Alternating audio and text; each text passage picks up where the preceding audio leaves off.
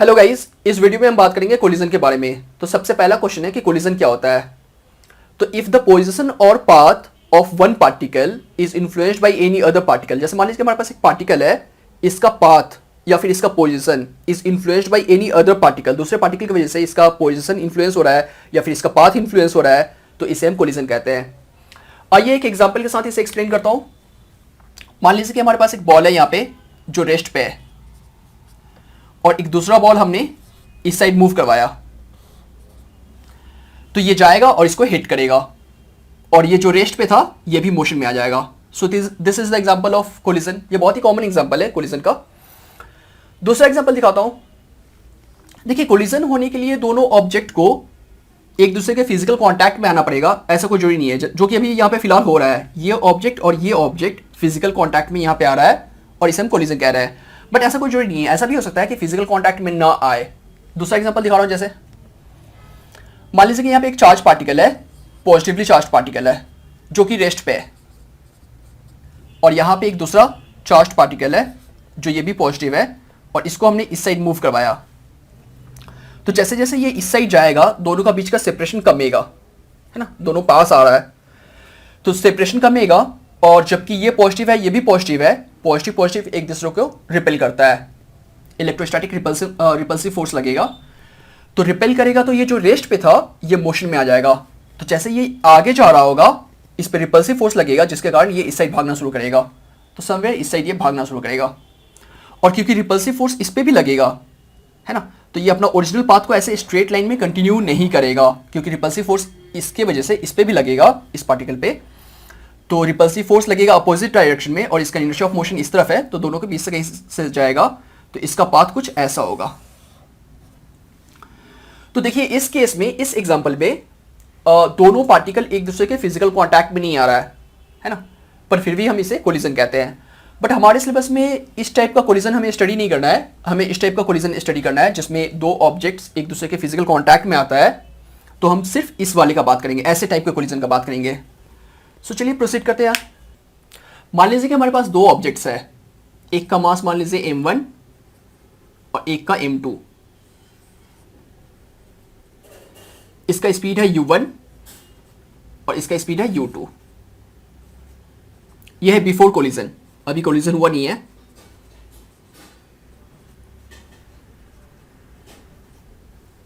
और अगर इसका स्पीड ज्यादा हुआ इससे, मतलब अगर ये ज्यादा फास्ट मूव कर रहा है इससे, तो ये आगे जाते जाते कहीं ना कहीं ये इसको हिट करेगा। सो ड्यूरिंग कोलिजन क्या होगा, सो मैं बता रहा हूं। ये मान लीजिए m2 है और ये m1 है ना, और ये अगर आगे जा रहा है, ये भी आगे जा रहा है, और जब कोलिजन होगा उस समय जैसे ये टच होगा, उसके बाद क्या होगा सो बता रहा हूं। जैसे ये टच होगा, अब ये कंप्रेस होना शुरू होगा, ये आगे भी जाएगा at the same time, but ये कंप्रेस होना शुरू होगा, और कंप्रेशन धीरे धीरे बढ़ता जाएगा, ये और कंप्रेस होगा और कंप्रेस होगा और कंप्रेस होगा, राइट। और ड्यूरिंग कंप्रेशन, वैसे मैं आपको याद दिला दूं कि कोलिजन से पहले इसका स्पीड कम था और इसका ज्यादा था, इसका स्पीड ज्यादा था, लेकिन जब ये कंप्रेस होता जा रहा है तो इसका स्पीड और कमता जाएगा और इसका स्पीड बढ़ता जाएगा। So at the time of maximum compression, जब मैक्सिमम कंप्रेशन हो चुका होगा उस समय दोनों का स्पीड सेम हो जाएगा। ये बात को आप ध्यान रखिएगा कि eight the time of maximum compression दोनों का स्पीड सेम हो जाएगा। एंड उसके बाद क्या होगा, उसके बाद फिर से ये वापस अपना original shape and size regain करना शुरू करेगा। तो ये वापस रीगेन करेगा अपना ओरिजिनल शेप एंड साइज, और जब रीगेन कर रहा होगा ओरिजिनल शेप एंड साइज, तो ये इसका स्पीड और बढ़ेगा और इसका स्पीड और भी कमेगा। दैट मीन्स आफ्टर कोलिजन इसका स्पीड ज्यादा हो चुका होगा और इसका स्पीड कम हो चुका होगा, क्योंकि eight the time of maximum compression दोनों का स्पीड सेम था, उसके बाद इसका स्पीड और बढ़ा है, इसका कमा है, तो इसका स्पीड और भी ज्यादा हो जाएगा, इसका स्पीड और कम हो जाएगा। दैट मीन्स आफ्टर कोलिजन इसका स्पीड और भी ज्यादा हो जाएगा और इसका स्पीड कम हो जाएगा। लेकिन ये कंप्रेशन वाली चीज है जो नॉर्मली हमें दिखता नहीं है, क्योंकि कंप्रेशन बहुत कम होता है, इसलिए हम देख नहीं पाते, उसको नोटिस नहीं कर पाते हैं। And the time of contact, जितने देर तक ये इसका कॉन्टैक्ट में होता है वो भी नॉर्मली बहुत कम होता है, इसलिए हमें पता नहीं चलता है। तो आइए और आगे का डायग्राम दिखा देता हूँ। ये है आपका before collision, u1 is more than u2 है। ड्यूरिंग कोलिजन थोड़ा सा कंप्रेस्ड होगा, और ये वाले इधर वाले भी कंप्रेस है, ये m1 है, ये m2 है, ये आपका during collision.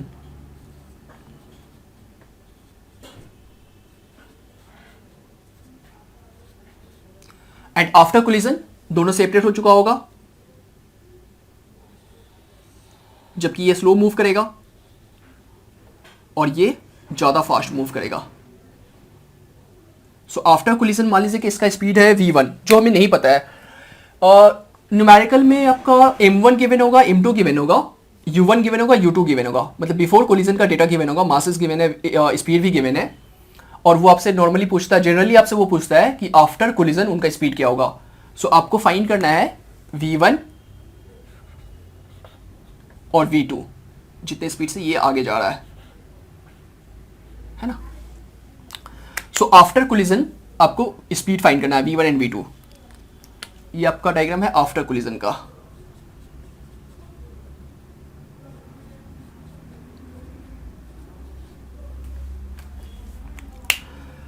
So types of collision का बात कर लेते हैं अब।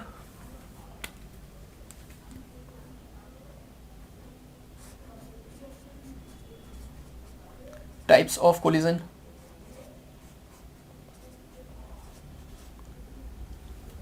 तो एक है elastic collision,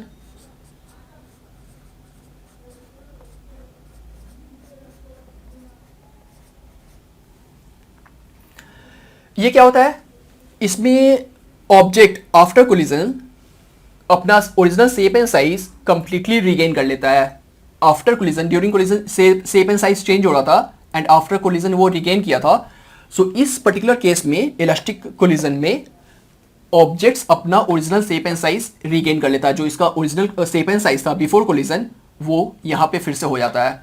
so it completely recover original shape and size and hence kinetic energy loss नहीं होता है, काइनेटिक एनर्जी चेंज नहीं होता है। सो इसमें काइनेटिक एनर्जी इज कंजर्व्ड, इसमें काइनेटिक एनर्जी इज कंजर्व्ड।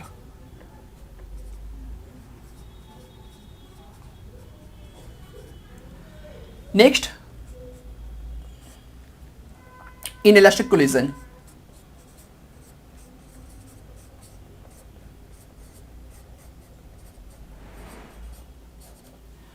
इसमें kinetic energy is not conserved क्योंकि इस केस में ऑब्जेक्ट्स अपना original shape and size regain नहीं कर पाता है completely. So kinetic energy is not conserved.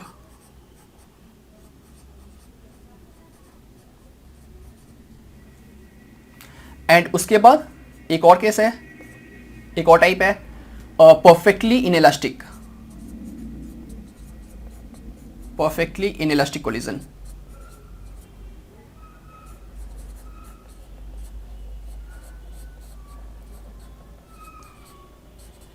इसमें क्या होता है कि after collision the two objects stick together and move as a single unit. Collision के बाद में दोनों ऑब्जेक्ट चिपक करके एक साथ चलता है with the same speed as a single unit.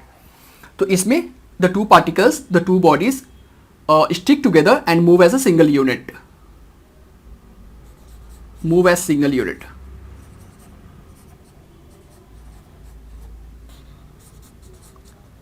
मैं बात कर रहा हूं आफ्टर कोलिजन का। सो अगर ऐसा होता है then it is called perfectly inelastic collision.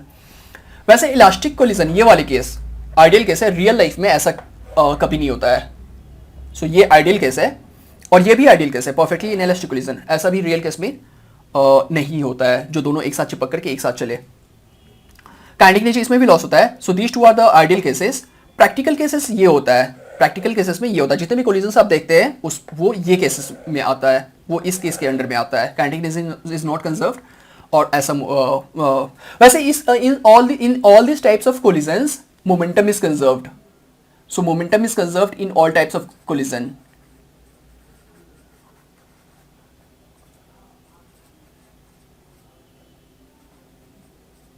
Momentum is conserved in all types of collision.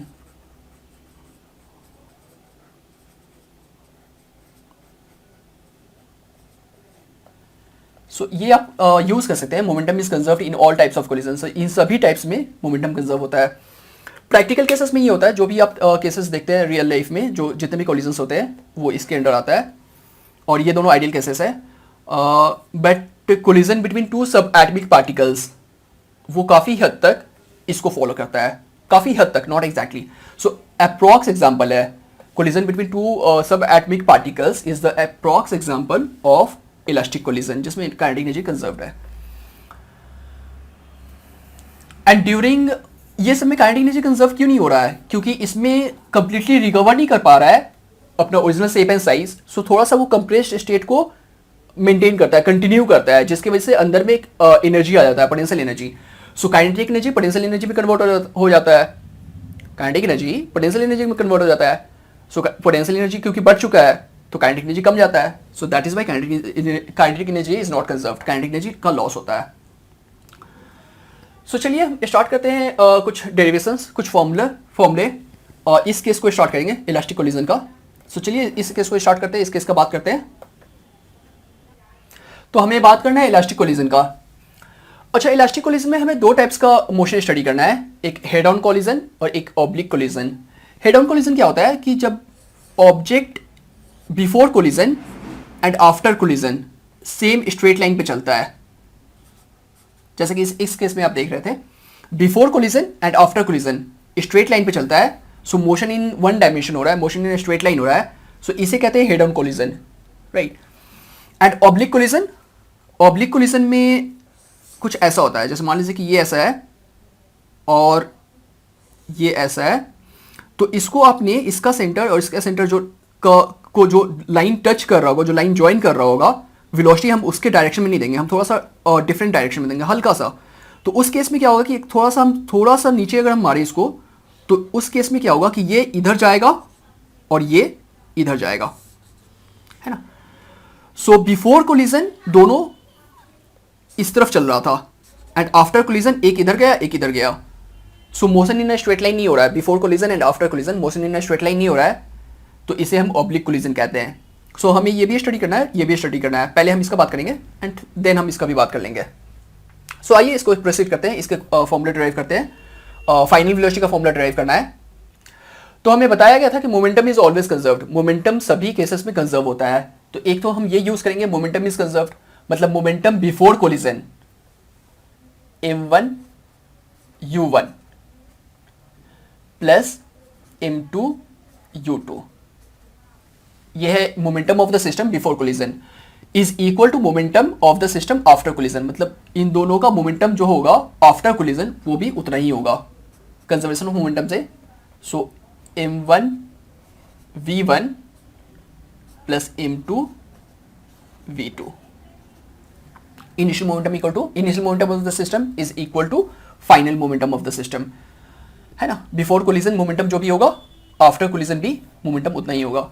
और क्योंकि ये मोशन स्ट्रेट लाइन में चल रहा है तो यहां पे वेक्टर लगाने का कोई फायदा नहीं है, तो इसको हटा देते हैं क्योंकि सारा कुछ सेम डायरेक्शन में हो रहा है स्ट्रेट लाइन में.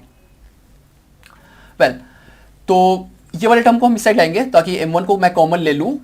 तो ये आएगा m1, यहां है u1 और ये इधर आएगा तो माइनस बन जाएगा. सो ये बन जाएगा v1 इक्वल टू m2 और इसको मैं उस साइड ले जाऊंगा, ये वाले टर्म को मैं उस साइड ले जाऊंगा तो m2 कॉमन ले लूंगा. तो ये बन जाएगा m2 v2 minus u2.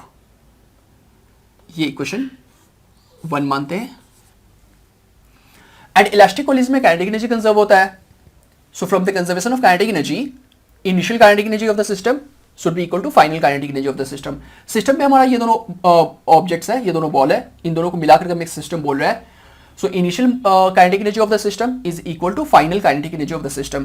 So half m1 u1 square plus half m2 u2 square equal to half m1 v1 square plus half m2 v2 square. Well, half common लेकर के हम कैंसिल कर सकते हैं, तो हाफ को कट कर दीजिए कॉमन लेकर के और m1 और फिर से हम ये वाले टर्म को इस साइड ला रहे हैं ताकि m1 को कॉमन ले. तो ये बन जाएगा m1 u1 square minus v1 square equal to ये वाले टर्म को हम उस साइड ले जाएंगे तो m2 कॉमन ले रहे हैं इसमें से और इसमें से. तो ये बन जाएगा v2 square minus u2 square. इसको हम लिख सकते हैं ऐसे m1 u minus v into u plus v, in fact ये v1 है, इक्वल टू m2 v2, और ये u1 था, m2 v2 माइनस u2 और v2 प्लस u2, है ना। A square minus B square formula में लगाया हमने, a minus B A plus B, और यहाँ भी a minus B A plus B, A square minus B square का फॉर्मूला से। So not dividing this equation, dividing equation 2 by 1, है ना। तो इस इक्वेशन को इस इक्वेशन से डिवाइड कर देना है, राइट। तो मैं इसी लाइन में कर ले रहा हूँ, LHS को LHS से डिवाइड करेंगे, RHS को RHS से डिवाइड करेंगे। मैं इसी लाइन में कर ले रहा हूँ, यहीं पे कर ले रहा हूँ, m1 u1 माइनस v1, और यहाँ m2 v2 माइनस u2। तो ये m कैंसिल हो जाएगा, m2 m1 कैंसिल हो जाएगा यहाँ पे, ये था u1 माइनस v1, तो ये वाले ब्रैकेट कैंसिल हो जाएगा, ये और ये, तो बचेगा क्या यहाँ पे u1 plus v1 equal to, क्योंकि ये ब्रैकेट और ये ब्रैकेट कैंसिल हो जाएगा, यहाँ पे ये ब्रैकेट और ये ब्रैकेट कैंसिल हो जाएगा, तो ये बचेगा v2 plus u2, v2 plus u2, right. Now इस u वाले टर्म को एक साइड लाना है, v वाले टर्म को एक साइड ले जाना है, सो ये आ जाएगा u1 minus u2 equal to v2 minus v1। अच्छा, u1 माइनस u2 मतलब this velocity minus this velocity, so वो होगा रिलेटिव वेलोसिटी ऑफ अप्रोच, ये फास्टर मूव कर रहा था, so and they are in the same direction, तो subtract रहते हैं, ये आपको पता ही है, रिलेटिव वेलोसिटी में आपने पढ़ा था। सो u1 माइनस u2 होगा relative velocity of approach before collision जो हो रहा है, एंड v2 माइनस v1, क्योंकि v2 ग्रेटर है अभी, आफ्टर कोलिजन v2 ग्रेटर होगा, सो v2 माइनस v1 होगा relative velocity of separation after collision. So यहां से ये प्रूव हो रहा है कि relative velocity of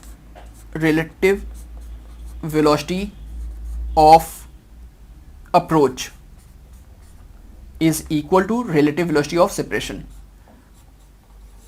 relative velocity of separation.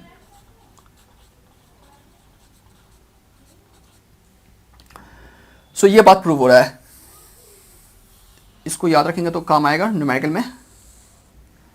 So elastic collision में ये बात प्रूव हो रहा है कि relative velocity of approach is equal to relative velocity of separation, and इसको हम यूज भी करेंगे v1 और v2 फाइंड करने के लिए। सो आइए देखते हैं उसको। तो हमें फाइंड करना है v1 और v2 का फॉर्मूला, और अभी अभी हमने प्रूव किया है कि relative velocity of approach is equal to relative velocity of separation. तो रिलेटिव वेलोसिटी ऑफ अप्रोच कितना था, u1 माइनस u2 था, है ना, u1 ग्रेटर है u2 से, और relative velocity of separation v2 minus v1 था, है ना, relative velocity of separation v2 minus v1। तो ये फॉर्मूला अभी अभी हमने, ये एक्सप्रेशन अभी अभी हमने फाइंड किया है, तो यहां से हम v2 फाइंड कर सकते हैं। सो v2 इक्वल टू आएगा u1 minus u2 plus v1। Let this be equation 1। Now conservation of momentum को भी हम यूज करेंगे। तो कंजर्वेशन ऑफ मोमेंटम का एक्सप्रेशन था m1 u1 plus m2 u2 is equal to m1 v1 plus m2 v2। तो यहां पे हम v2 को पुट करेंगे, ये वाले v2 जो हमने फाइंड किया है उसको हम यहां पुट करेंगे ताकि v1 मिल जाए। तो ये आएगा, this is equal to m1 v1 plus m2 v2 है आपका u1 minus u2 plus v1। Bracket open करते से तो ये बन जाएगा m1 v1 plus m2 u1 minus m2 u2 plus m2 v1। और LHS में m1 u1 plus m2 u2। तो इसको जब इस साइड लाएंगे तो ये ऐड हो जाएगा क्योंकि सेम टर्म्स हैं, तो ट्वाइस ऑफ दिस बन जाएगा। वैसे हमें वेलोसिटी फाइंड करना, v1 फाइंड करना है, तो ये वाले टर्म और ये वाले टर्म को छोड़ करके इन दोनों को हम इस साइड ले आएंगे, तो ये बन जाएगा आपका m1 u1, इसको हम इस साइड ला रहे हैं, इसको आप इस साइड लाएंगे तो ये बन जाएगा माइनस ऑफ m2 u1, और ये इस साइड आने से प्लस हो जाएगा, और क्योंकि ये टर्म और ये टर्म सेम है तो ये बन जाएगा twice of this, so 2 m2 u2 equal to, अच्छा यहाँ से v1 कॉमन लेंगे इस टर्म से और इस टर्म से, सो ये v1 अगर हम कॉमन ले ले तो ये बचेगा m1 प्लस m2, राइट। यहाँ से हम u1 कॉमन ले लेते हैं, तो ये बन जाएगा m1 minus m2 plus 2 m2 u2, u1 हमने कॉमन ले लिया, तो u1 into m1 minus m2 plus 2 m2 u2 equal to v1, और ये जो मल्टीप्लाई में है इसको हम इस साइड LHS में भगा देते हैं, तो ये नीचे आ जाएगा, तो ये बन जाएगा बाई m1 प्लस m2।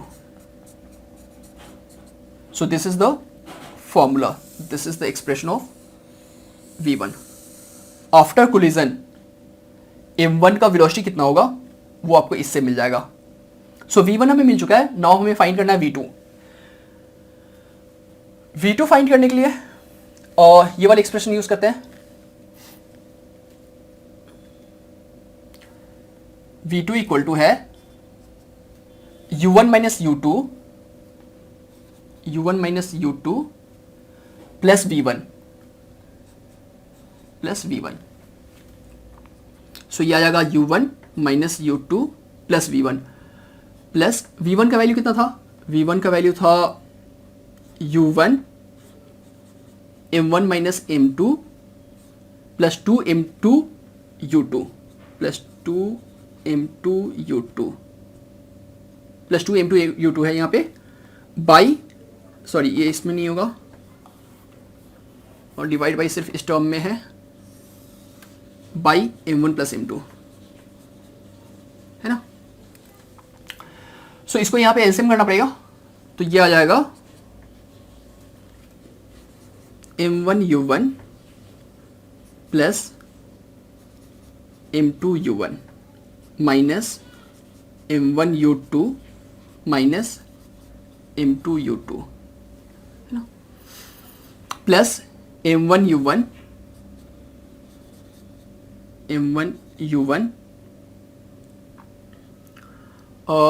यहाँ पे स्पेस नहीं है तो मैं यहाँ लिख दे रहा हूँ u1 m1 minus u1 m2 plus 2 m2 u2 divide by m1 plus m2, है ना, ये इक्वल साइन यहाँ पे आ जाएगा। कुछ कैंसिल हो रहा है क्या, m1 u1 यहाँ है और m1 u1 यहाँ है, तो ये ट्वाइस बन जाएगा, तो ये बन जाएगा 2 m1 u1, है ना, तो इसका बात हो गया। m2 u2 यहाँ पे है m2 u2 और यहाँ पे भी है m2 u2, बट ये माइनस में है, ये प्लस में है, तो इसका भी बात कर लेते हैं, तो ये बन जाएगा प्लस m2 u2, क्योंकि माइनस हो जाएगा तो 2 माइनस 1 हो जाएगा। और क्या है,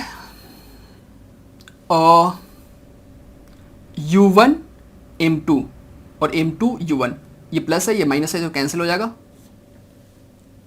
माइनस m1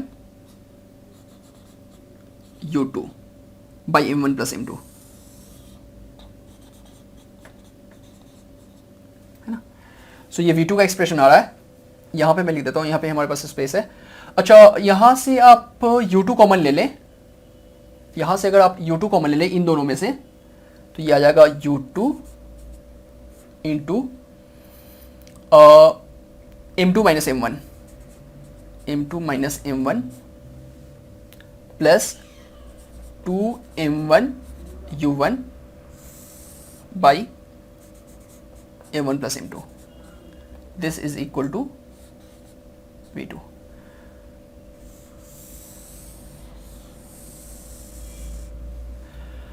अच्छा यहाँ पे आप एक और बात नोटिस कर रहे होंगे कि V2 फाइंड करने समय आप इस एक्सप्रेशन में आप देख सकते हैं कि जहां भी इसमें 1 है वहां 2 हो गया, जहां 2 है वहां 1 हो गया।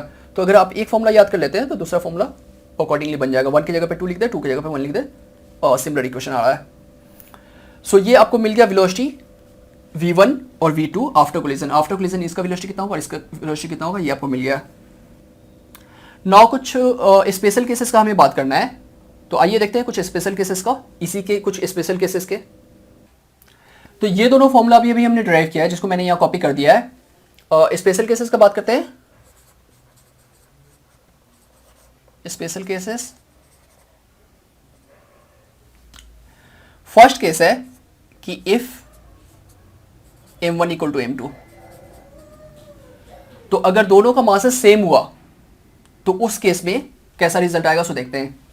v1 क्या आएगा, v1 इक्वल टू, अगर मासेस सेम हुआ तो ये टर्म कैंसिल हो जाएगा, m1 माइनस m2 कैंसिल हो जाएगा, क्योंकि ये भी m है, ये भी m है, m माइनस m कैंसिल हो जाएगा, दोनों का मासेस सेम है तो ये टर्म कैंसिल हो जाएगा। तो बचेगा क्या, 2mu2, 2mu2, क्योंकि मासेस सेम है तो m1 इक्वल टू m2, तो उसको आप m लेट कर लीजिए, है ना।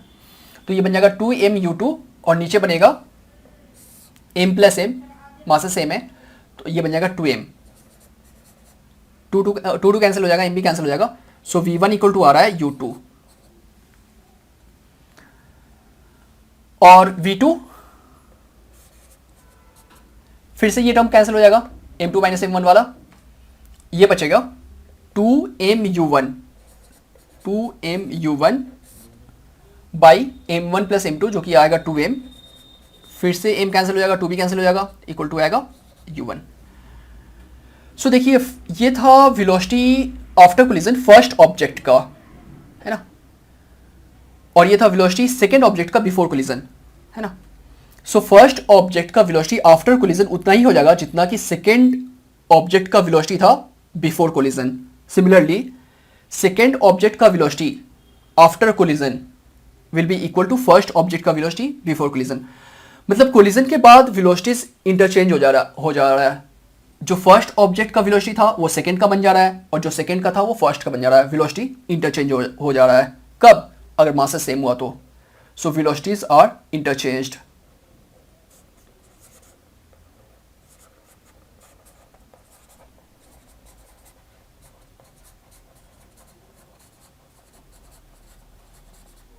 है ना। तो ये था first special case. Second special case की बात करते हैं। इफ जैसे मान लीजिए कि एक बॉल है और वो हम एक लोडेड ट्रक पे हिट कर रहा है एंड ट्रक रेस्ट पे है। सो m1 क्योंकि वो मास ऑफ द बॉल होगा और m2 mass of the loaded truck होगा। सो m1 is much smaller than m2। m1 जो है वो काफ़ी छोटा है m2 से। m1 ये आपका बॉल था और m2 ट्रक मान लीजिए, loaded truck. So m1 is much smaller than m2 and loaded truck मान लीजिए कि रेस्ट पे है।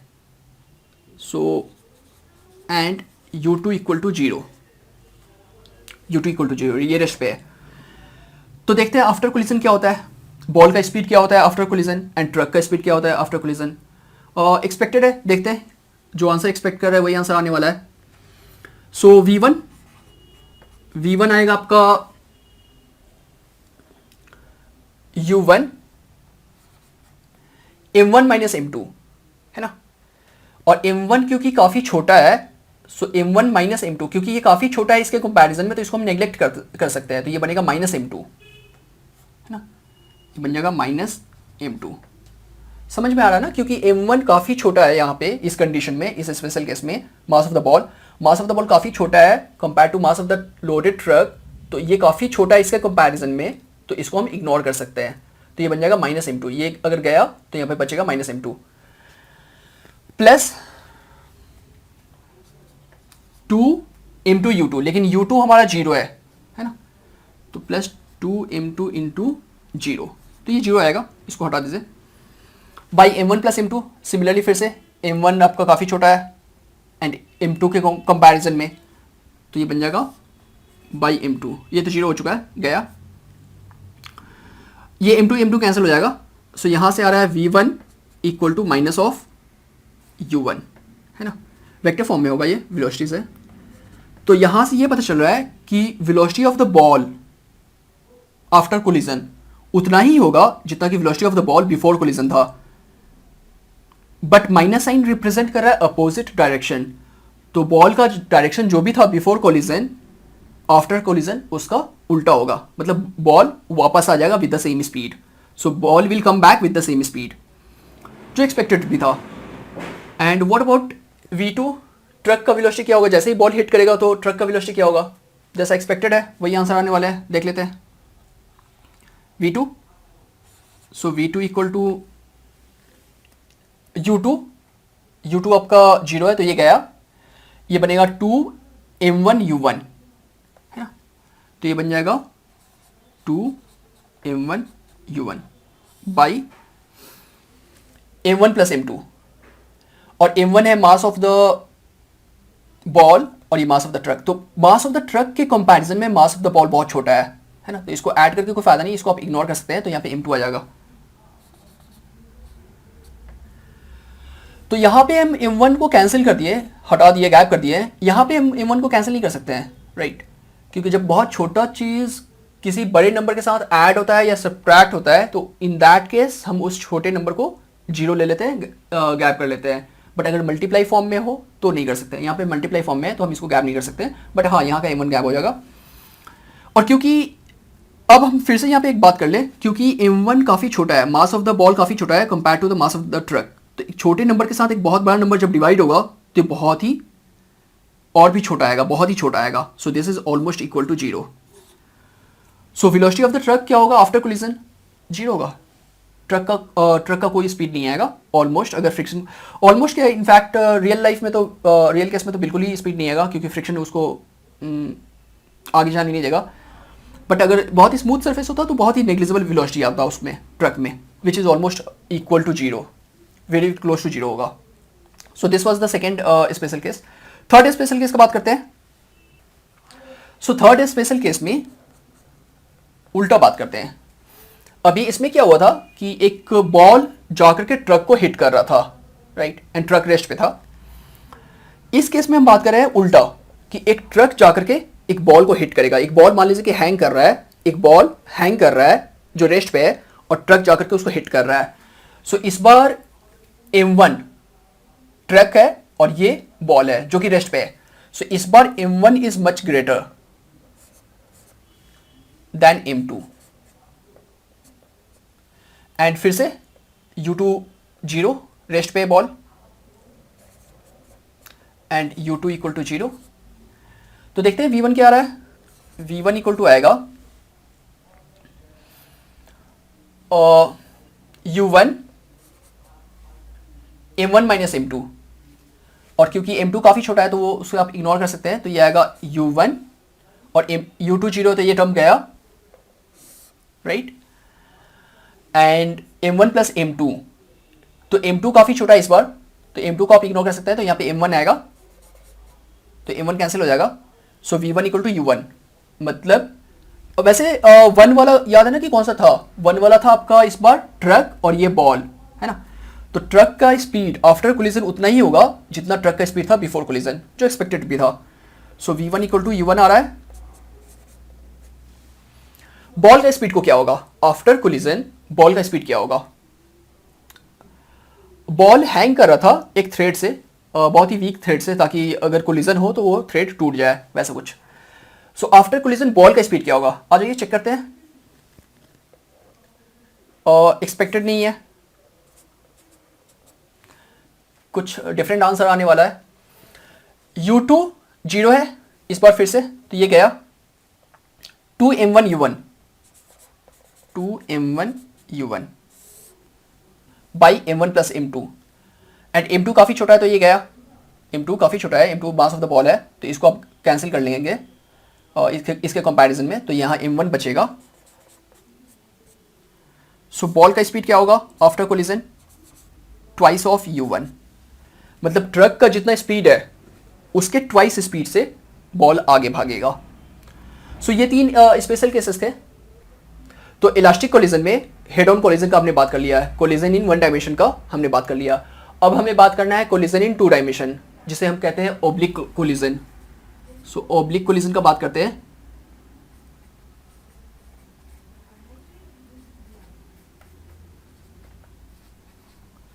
ओब्लिक कोलिजन का बात करना है। सो इस बार कोलिजन 2 डायमेंशन में होने वाला है। जैसे मान लीजिए कि हमारे पास एक ऑब्जेक्ट है, एक बॉल है, मास है m1, u1 स्पीड से जा रहा है, यहां पे मास है m2, u2 स्पीड से जा रहा है, एंड आफ्टर कोलिजन मान लीजिए कि ये गया इस साइड, एक ऑब्जेक्ट गया इस साइड, एक बॉल, और दूसरा बॉल गया इस साइड। तो मान लीजिए कि ये एंगल जितना फॉर्म हो रहा है वो हमें पता नहीं है, वो तो हमें फाइंड ही करना है। सो मान लीजिए कि ये एंगल है θ1 और ये एंगल है θ2, एंड m1 इस साइड गया विथ स्पीड v1 और m2 इस साइड गया विथ स्पीड v2। तो इसमें नोन क्या क्या है और अननोन क्या क्या है? नोन है आपका जो गिवन वैल्यूज होगा वो होगा m1 m2 u1 u2, मतलब बिफोर कोलिजन का जो डेटा है वो गिवन होगा। दोनों का मासेस पता है, दोनों का स्पीड पता है। अननोन क्या है? अननोन है आपका, अननोन है इसमें v1 v2। आफ्टर कोलिजन इसका स्पीड कितना होगा, इसका स्पीड कितना होगा वो हमें नहीं पता है, एंगल भी नहीं पता हमें। सो θ1 θ2, सो ये 4 अननोन है, v1 v2 θ1 θ2। सो ये 4 अननोन का वैल्यू हमें फाइंड करना है। सो आ जाइए इसके लिए भी एक्सप्रेशन लगाते हैं जो हमें पता है। मोमेंटम इज कंजर्व्ड और एक है काइनेटिक एनर्जी इज कंजर्व्ड, क्योंकि इलास्टिक कोलिजन का बात हो रहा है। So kinetic energy is conserved पहले ये लगा लेते हैं, half m1 u1 square plus half m2 u2 square equal to half m1 v1 square plus half m2 v2 square. This is equation 1 है ना।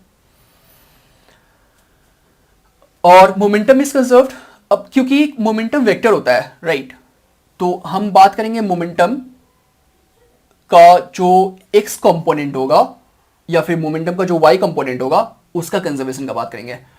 सो x component of the momentum should also be conserved. x component, momentum conserved है तो उसके components भी conserved होना चाहिए। सो x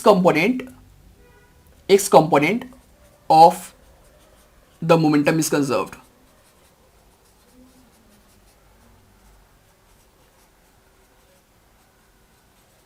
So since x component of the momentum is conserved, so initial momentum का जो x component होगा should be equal to x component of final momentum। इसका momentum होगा m1 u1 x component along x axis m1 u1 plus m2 u2, ये initial momentum of the system। और final momentum of the system, इसका momentum है m1 v1 और उसका x component होगा m1 v1 cos θ1। so ये बन जाएगा m1 v1 cos θ1 और इसका मोमेंटम है m2 v2 जिसका x कंपोनेंट होगा m2 v2 cos θ2 plus m2 v2 cos θ2। This is equation 2। अब यही काम करेंगे y कंपोनेंट के लिए। y component of the momentum should be conserved. y component of the momentum is also conserved।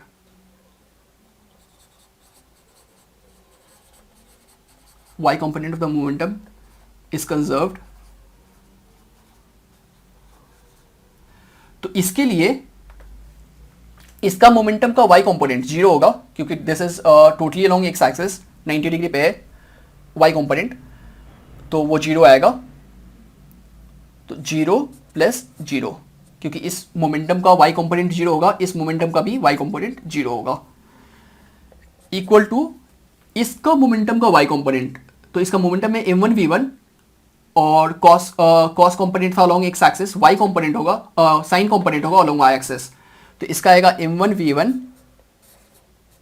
Sign θ1। Momentum का जो y component बनेगा उसका वो बनेगा m1 v1 साइन θ1 और इसका similarly m2v2 sin theta 2 plus m2v2 sin theta 2, but ये momentum है पॉजिटिव वाई एक्सिस में और ये मोमेंटम है नेगेटिव वाई एक्सिस में। इसका जो वाई कंपोनेंट होगा वो नेगेटिव वाई एक्सिस में है, so they are in opposite direction. और क्योंकि इसका मोमेंटम नेगेटिव वाई एक्सिस में इसलिए माइनस साइन लगाना पड़ेगा। सो इसको अगर आप इस साइड ले आए या फिर इसको इस साइड ले जाकर माइनस माइनस कैंसिल कर दें तो ये बन जाएगा m1v1 sin theta 1 equal to m2v2 sin theta 2। ये इक्वेशन 3 है। तो अननोन था हमारे पास 4 अननोन है और इक्वेशन है हमारे पास सिर्फ 3, काइनेटिक एनर्जी, मोमेंटम का x कंपोनेंट से, मोमेंटम का y कंपोनेंट से। सो 4 अननोन और 3 इक्वेशन सॉल्व नहीं हो पाएगा, ये चारों अननोन का वैल्यू नहीं मिल पाएगा। सो अगर किसी तरह से आउट ऑफ दिस 4 अननोन एक अननोन हमें पता चल जाए तो बाकी 3 का हम फाइंड कर सकते हैं। सो एक्सपेरिमेंटली या कोई अदर मेथड से आउट ऑफ दिस 4 अननोन एक अननोन अगर हमें पता चल जाए तो बाकी 3 का हम वैल्यू फाइंड कर सकते हैं। वैसे न्यूमेरिकल में आउट ऑफ दिस 4 अननोन एक का वैल्यू आपको दिया रहेगा, बाकी 3 का फाइंड करने के लिए बोलेगा। सो ये 3 इक्वेशंस को आप लगा लेंगे, बाकी 3 का वैल्यू आपको मिल जाएगा। और ये मैंने पहले भी बताया था कि ये ऑब्लिक कोलिजन में ये एंगल पे क्यों जा रहा है, स्ट्रेट लाइन में क्यों नहीं हो रहा है, क्योंकि आपने जो हिट किया, जो इसका वेलोसिटी दिया है, इसका जो आपने वेलोसिटी दिया है वो उस लाइन पे नहीं दिया है। किस लाइन पे? इसका सेंटर ऑफ मास और इसका सेंटर ऑफ मास का जो लाइन ज्वाइनिंग होगा उस लाइन के अलोंग आपने इसका वेलोसिटी अगर नहीं दिया है तो कोलिजन जो होगा वो हेड ऑन कोलिजन नहीं होगा, स्ट्रेट लाइन में नहीं होगा, वो ऑब्लिक कोलिजन होगा, वो एंगल पे जाएगा। जैसा कि आप कैरम में देखते हैं, कभी कभी आप हिट करते हैं स्ट्राइकर से तो एक इस साइड जाता है, दूसरा इस साइड जाता है, आप इंटेंशनली वैसे करते हैं या जो भी हो। सो this is the example of oblique collision, carrom वाला। और भी एग्जांपल्स हो सकते हैं एंड ये आपका एक्सप्रेशंस था। तो इलास्टिक कोलिजन का हमने बात कर लिया है, अब हमें बात करना है परफेक्टली इन इलास्टिक कोलिजन का। सो हम लोग बात कर रहे हैं perfectly in elastic collision.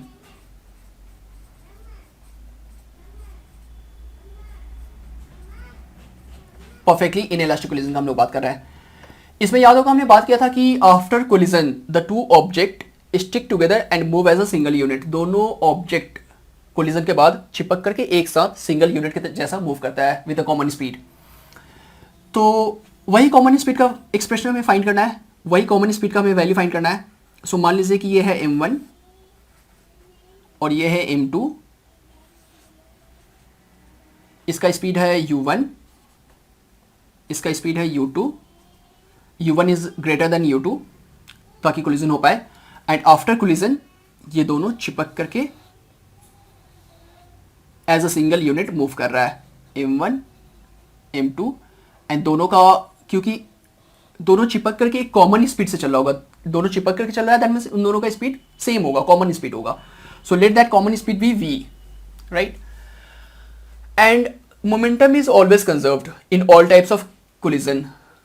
So since momentum is conserved, इस केस में initial momentum equal to final momentum बनेगा। So m1u1 plus m2u2 equal to m1v plus m2v। दोनों का स्पीड सेम है, कॉमन स्पीड है, v कॉमन ले लेंगे हम यहाँ पे, तो ये आ जाएगा m1 plus m2 into we.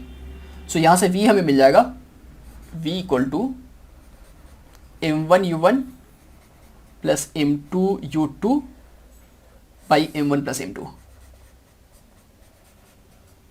So this is the common speed, है ना।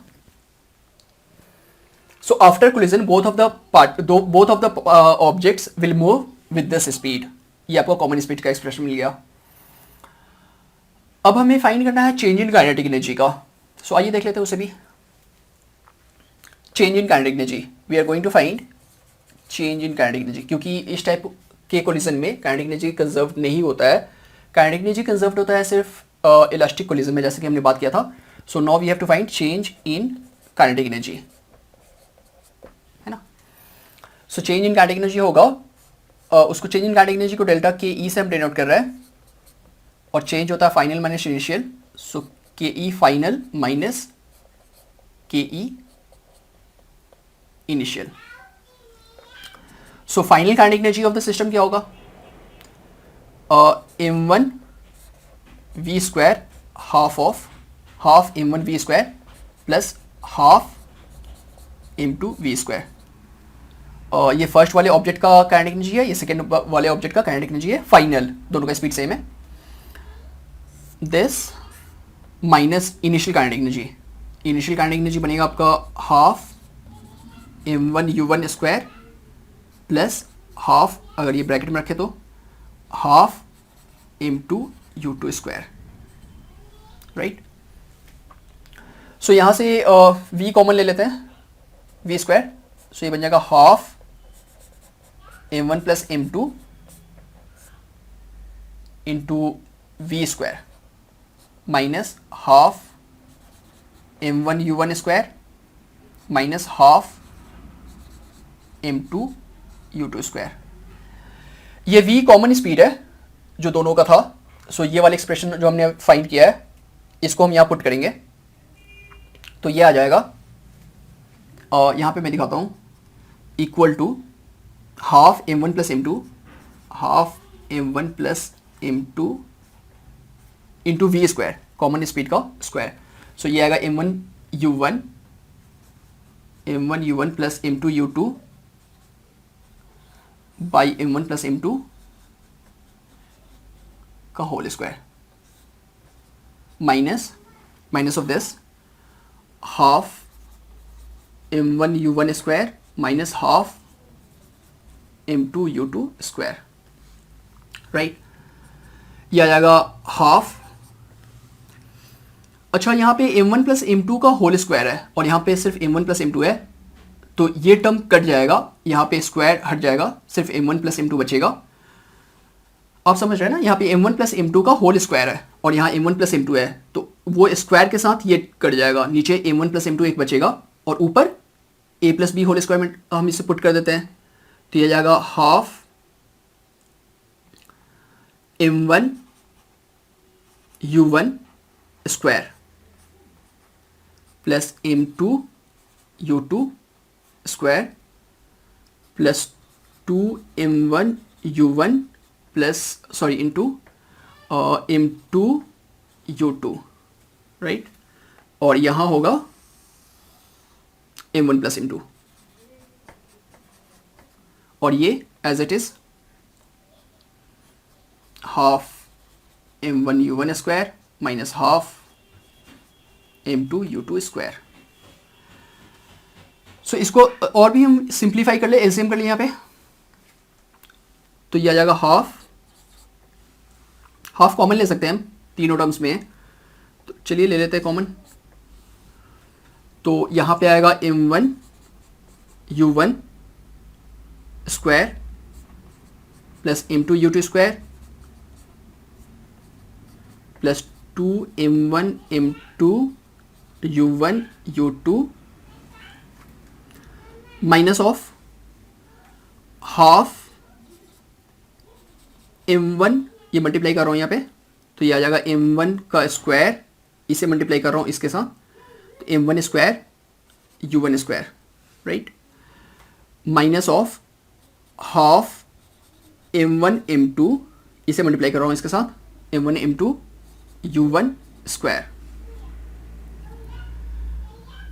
और यहाँ पे स्पेस नहीं है तो मैं यहाँ पे दिखा दे रहा हूँ, माइनस ऑफ हाफ, इसको मल्टीप्लाई कर रहा हूँ इसके साथ, तो ये बन जाएगा m1 m2 u2 का square, right, minus of half, in fact half तो हमें लेना नहीं था, कोई नहीं, मैं अभी हटा दे रहा हूँ, हाफ m2 का स्क्वायर u2 का स्क्वायर, और m1 प्लस m2 अब पूरा में आ चुका है, तो divide by m1 plus m2 होगा, तो मैं यहाँ पे लिख देता हूँ m1 plus m2, m1 plus m2 है, बहुत गंदा सा हो चुका है, और ये हाफ हमें लेना नहीं था क्योंकि हमने कॉमन ले रखा था ऑलरेडी, इसे हटा दीजिए, राइट। देखिए कुछ कैंसिल हो रहा है क्या?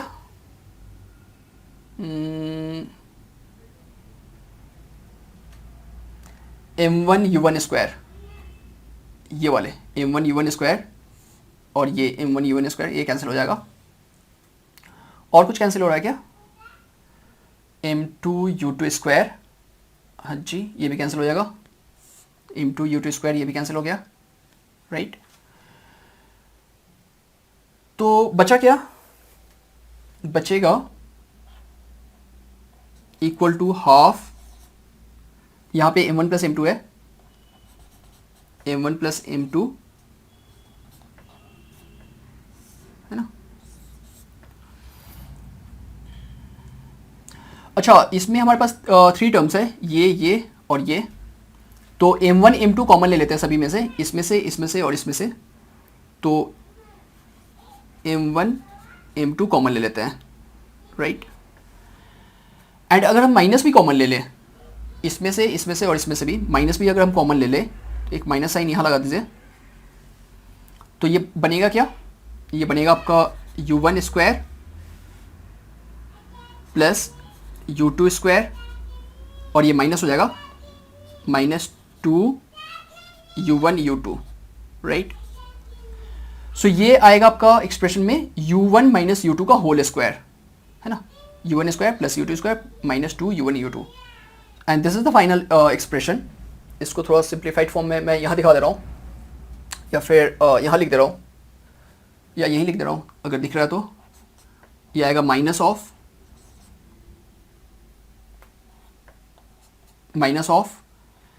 m1 m2 by m1 plus m2, right, into u1 minus u2 का whole square. So this is the change in kinetic energy का फॉर्मूला। ये फॉर्मूला है आपका चेंज इन काइनेटिक एनर्जी का, change in kinetic energy delta K E, इसे reduced मास भी कहते हैं। m1 m2 by m1 plus m2 को रिड्यूस्ड मास भी कहते हैं। और यहाँ पे नेगेटिव आ रहा है, change in kinetic energy negative आ रहा है। नेगेटिव आने का क्या सिग्निफिकेंस है, क्या शो कर रहा है, ये क्या बता रहा है? सो ये change in kinetic energy negative आ रहा है, ये नेगेटिव आ रहा है। ये नेगेटिव आने का मतलब ये हुआ कि this is greater than this, या फिर यूँ कह दो कि this is smaller than this. मतलब फाइनल काइनेटिक एनर्जी कम है देन इनिशियल काइनेटिक एनर्जी, मतलब काइनेटिक एनर्जी का लॉस हो रहा है, loss of kinetic energy. So loss of kinetic energy भी आप बोल सकते हो इसे, लॉस ऑफ काइनेटिक एनर्जी का ये एक्सप्रेशन बनेगा। सो ये था आपका परफेक्टली इनइलास्टिक कोलिजन। नेक्स्ट है थर्ड केस है इनइलास्टिक कोलिजन, राइट। और इनइलास्टिक कोलिजन हमारे रियल लाइफ में प्रैक्टिकल केसेस में जो भी कोलिजन्स होते हैं वो इनइलास्टिक कोलिजन होता है, बट काफ़ी कॉम्प्लिकेटेड होगा उसका एक्सप्रेशन फाइंड करना, वो हमारे सिलेबस में नहीं है, इसलिए हम उसका बात नहीं करेंगे। बस ये दोनों केसेस था हमारे सिलेबस में। यहाँ पे एक और चीज़ है, उसका भी हमें बात कर लेना है, उसके बाद ये टॉपिक कंप्लीट हो जाएगा, कोलिजन पार्ट कंप्लीट हो जाएगा। कोएफिशिएंट ऑफ रेस्टिट्यूशन, सो आइए वो भी बता दे रहा हूँ। Coefficient of restitution, coefficient of restitution, coefficient of restitution,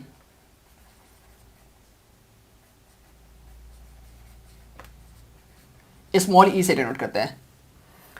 सो ये होता है कोएफिशिएंट ऑफ रेस्टिट्यूशन होता है relative velocity of separation, relative velocity of separation by relative velocity of approach, relative velocity of approach. So coefficient of restitution is the ratio of relative velocity of separation and the relative velocity of approach.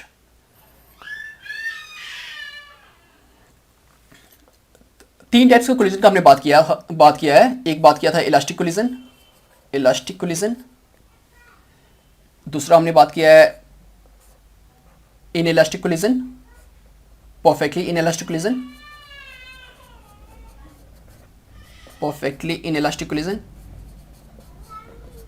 And third था elastic collision, inelastic collision, inelastic collision. तो elastic collision में हमने ये prove किया था कि relative velocity of separation is equal to relative velocity of approach. तो इस केस में क्योंकि रिलेटिव वेलोसिटी ऑफ सेपरेशन और relative velocity of approach same है, दोनों का वैल्यू इक्वल है, तो ये कैंसिल हो जाएगा, तो ई का वैल्यू 1 आएगा। सो इस केस में इलास्टिक कोलिजन में ई का वैल्यू 1 आएगा, कोफिशिएंट ऑफ रेस्टिट्यूशन का वैल्यू 1 आएगा। परफेक्टली इन इलास्टिक कोलिजन में इसमें हमने बात किया था कि आफ्टर कोलिजन दोनों चिपक करके चलता है विद द सेम स्पीड, और क्योंकि दोनों सेम स्पीड से चल रहा है, आफ्टर कोलिजन दोनों का सेम स्पीड है, तो रिलेटिव वेलोसिटी ऑफ सेपरेशन 0 हो जाएगा, क्योंकि वो सेपरेट हो ही नहीं रहा है, तो रिलेटिव वेलोसिटी ऑफ सेपरेशन 0 हो जाएगा। सो 0 डिवाइड बाई एनी नंबर, ये 0 आएगा। सो इस केस में ई का वैल्यू 0 होगा परफेक्टली इन इलास्टिक कोलिजन में। और इलास्टिक कोलिजन में जो प्रैक्टिकल केसेस है उसमें ई का value it is more than 0 and less than 1। सो इतना कुछ याद करना है, इतना कुछ समझना है, ध्यान देना है, एंड ये सब कुछ था आपका कोलिजन के बारे में।